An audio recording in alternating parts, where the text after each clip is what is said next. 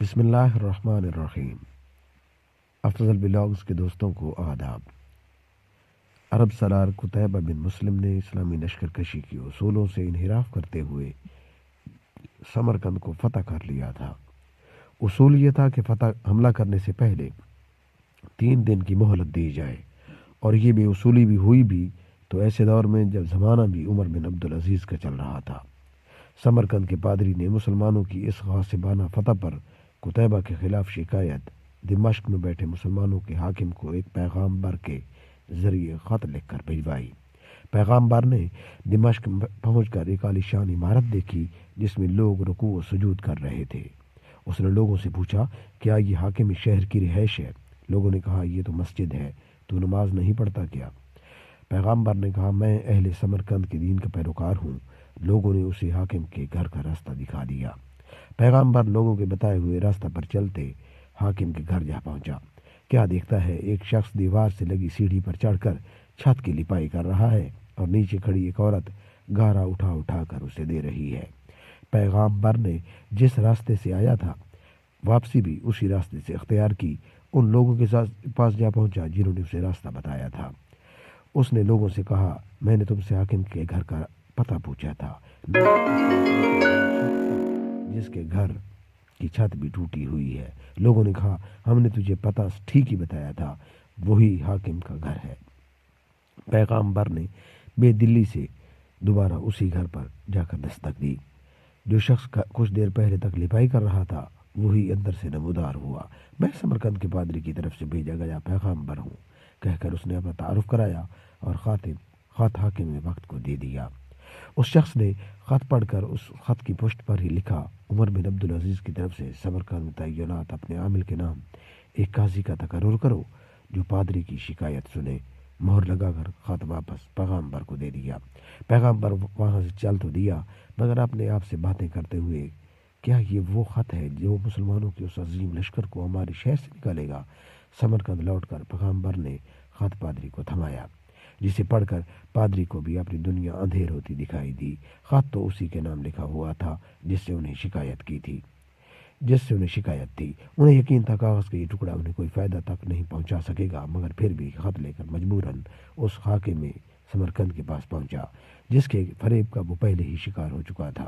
حاکم نے خط پڑھتے ہی فوراً ایک قاضی جمی نام کا ایک شخص کا تعین کر دیا جو سمرقندیوں کی شکایت سن سکے۔ موقع پر ہی عدالت لگ گئی۔ ایک چوبدار نے قتیبہ کا نام بغیر کسی لقب و منصب کے پکارا۔ قتیبہ اپنی جگہ سے اٹھ کر قاضی کے روبرو اور پادری کے ساتھ ہو کر بیٹھ گیا۔ قاضی نے سمرقندی سے پوچھا، کیا دعویٰ ہے تمہارا؟ پادری نے کہا، قتیبہ نے بغیر کسی پیش کی اطلاع کے ہم پر حملہ کیا۔ نہ تو اس نے ہمیں اسلام قبول کرنے کی دعوت دی اور نہ ہی ہمیں کسی سوچ بچار کا موقع دیا تھا۔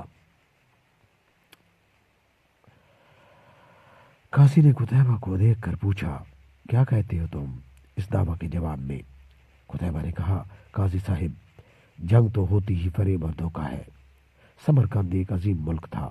اس کے قرب و جوار کے کمتر ملکوں نے نہ تو ہماری کسی دعوت کو مان کر اسلام قبول کیا تھا اور نہ ہی جزیہ دینے پر تیار ہوئے تھے، بلکہ ہمارے مقابلے میں جنگ کو ترجیح دی تھی۔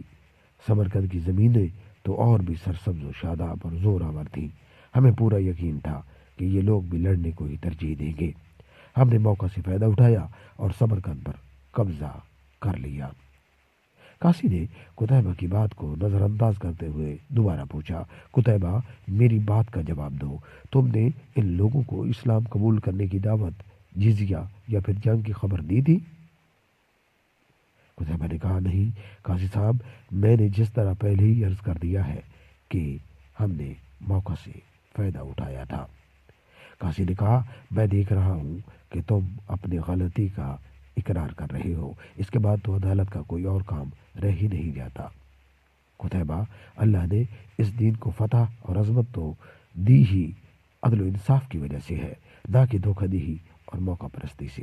میری عدالت یہ فیصلہ سناتی ہے کہ تمام مسلمان فوجی اور ان کے عہدیداران ماں اپنے بیوی بچوں کے اپنی ہر قسم کی املاک، گھر اور دکانیں چھوڑ کر سمرقند کی حدوں سے باہر نکل جائے اور سمرقند میں کوئی مسلمان باقی نہ رہنے پائے۔ اگر ادھر دوبارہ آنا بھی ہو تو بغیر کسی پیش کی اطلاع و دعوت کے، اور 3 دن کی سوچ و بچار کی مہلت دیے بغیر نہ آیا جائے۔ پادری جو کچھ دیکھ اور سن رہا تھا وہ ناقابل یقین بلکہ ایک مذاق اور تمثیل نظر آ رہی تھی۔ چند لمحوں کی یہ عدالت، نہ کوئی گواہ نہ ہی دلیلوں کی ضرورت، اور تو اور قاضی بھی اپنی عدالت کو برخاست کر کے قتیبہ کے ساتھ ہی اٹھ کر جا رہا تھا، اور چند گھنٹوں کے بعد ہی سمرقندیوں نے اپنے پیچھے گرد و غبار کے بادل چھوڑتے لوگوں کے قافلے دیکھے جو شہر کو ویران کر کے جا رہے تھے۔ لوگ حیرت سے ایک دوسرے سے سبب پوچھ رہے تھے اور جاننے والے بتا رہے تھے کہ عدالت کے فیصلے کی تعمیل ہو رہی تھی۔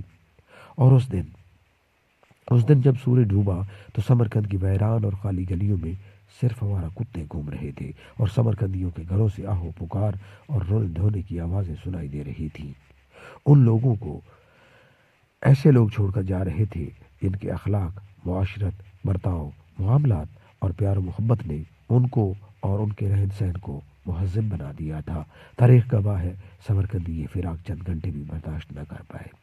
اپنے پادری کی قیادت میں لا الہ الا اللہ محمد الرسول اللہ کا اقرار کرتے مسلمانوں کے لشکر کے پیچھے روانہ ہو گئے اور ان کو واپس لے آئے۔ اور یہ سب کیوں نہ ہوتا، کہیں بھی تو ایسا نہیں ہوا تھا کہ فاتح لشکر اپنے ہی قاضی کی کہی 2 باتوں پر عمل کرے اور شہر کو خالی کر دے۔ دین رحمت نے وہاں ایسے نقوش چھوڑے کہ سمرقند ایک عرصہ تک مسلمانوں کا دارالخلافہ بنا رہا۔